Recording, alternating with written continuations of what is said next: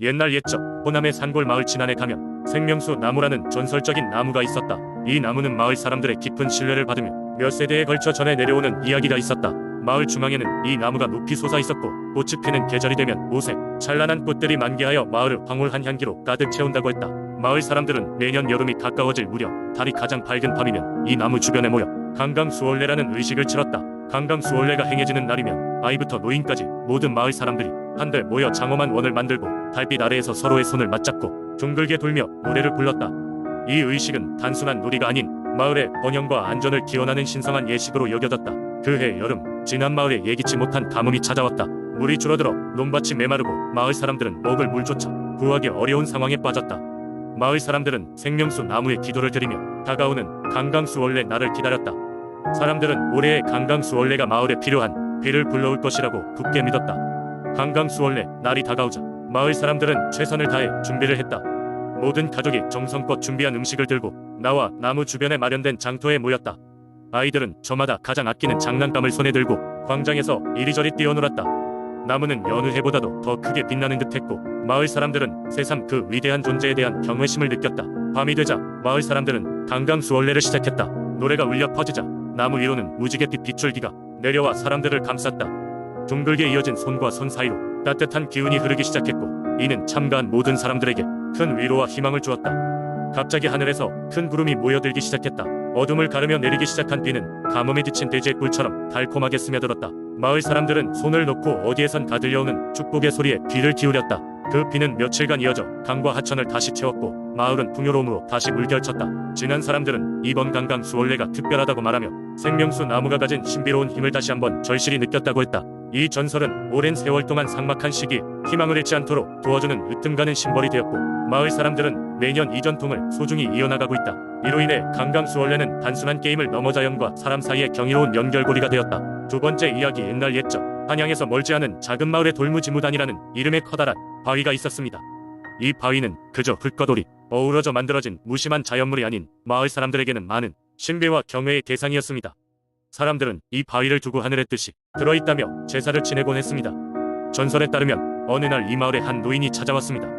그는 긴 수염과 후줄근한 옷을 걸친 채 천천히 마을을 둘러보며 이야기를 시작했습니다. 저 바위를 잘 보아라. 저 속에는 보물이 숨어 있다네.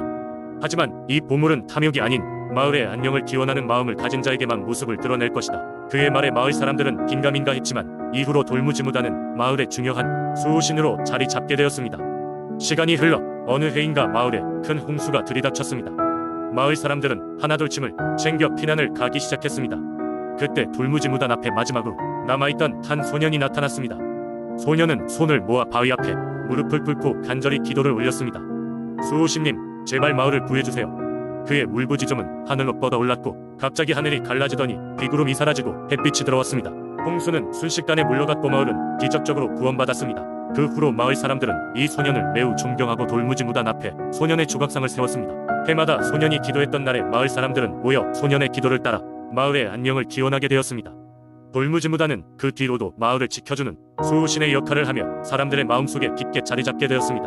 오늘날까지 이 이야기는 서울의 민속 신앙으로 남아있으며 돌무지무단은 마을을 지키는 상징으로서 여전히 이야기되고 있습니다.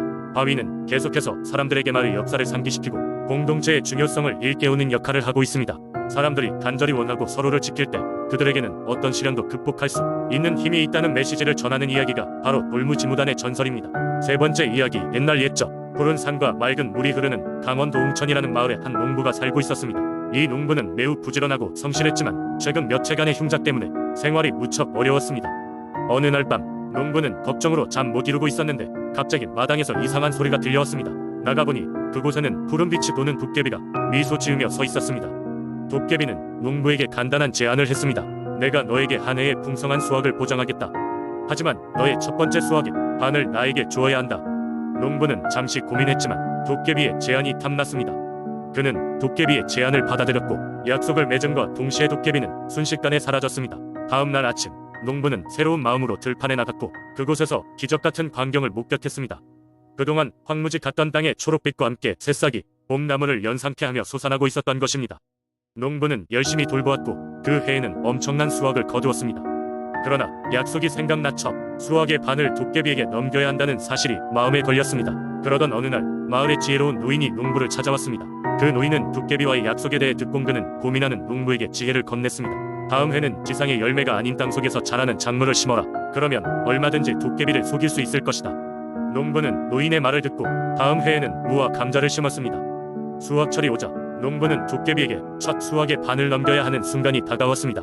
하지만 땅 위에 자란 것은 없고 오직 땅 속에서만 자란 것만이 있을 뿐이었습니다. 가을이 되자 도깨비가 다시 나타났고 농부에게 수확의 반을 달라고 요구했습니다. 농부는 땅 위에 자라난 것은 오직 자신의 몫이라며 땅 속에서 자란 것은 줄 수 없다고 주장했습니다. 도깨비는 이에 크게 웃으며 너의 지혜로 나를 속이다니 재미있군 하며 웃음을 터뜨렸습니다. 도깨비는 농부에게 화를 내지 않고 오히려 그의 지혜를 칭찬하며 다시 사라졌습니다. 농부는 이렇게 도깨비의 제안을 지혜롭게 이겨내고 이듬해에도 풍성한 수확을 거두어 홍천 마을에서는 그의 이야기가 전해 내려오게 되었습니다.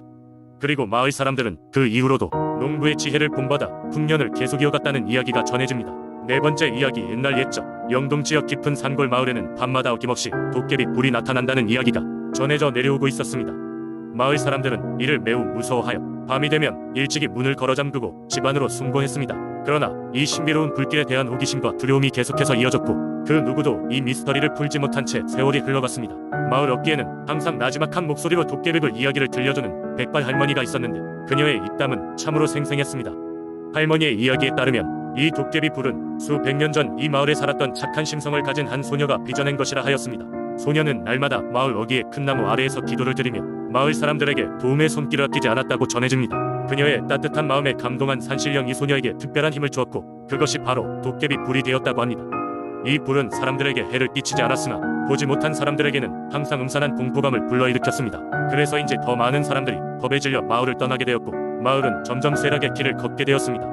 어느 날 하늘 높이 맹렬히 불타오르던 불빛이 몰아쳐 산속 깊은 곳에서 길을 잃은 방랑자를 비추기 시작했습니다.